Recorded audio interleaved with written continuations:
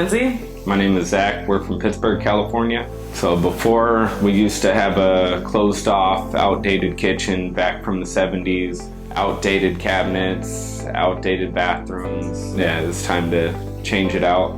We decided we wanted to go with the modern look, open feel to it. So we ended up knocking out the wall, updating all the cabinets. We wanted the waterfall look because it draws your attention to the kitchen. Searching through Angie's list to find good contractors, there's a few different ones we had come out, and we initially ended up going with Green Bay because we liked the feel. We got along good with Ariel. He took us to different places, took us to showrooms to actually get an idea of what we were looking for before we actually settled on something. After going to showrooms with Ariel and checking out our ideas, they put together a good 3D rendering, and them handling all the permits, all the other in-betweens, it made it real easy. Searching through Angie's list to find good contractors, there's a few different ones we had come out, and we initially ended up going with Green Bay because we liked the feel. We got along good with Ariel.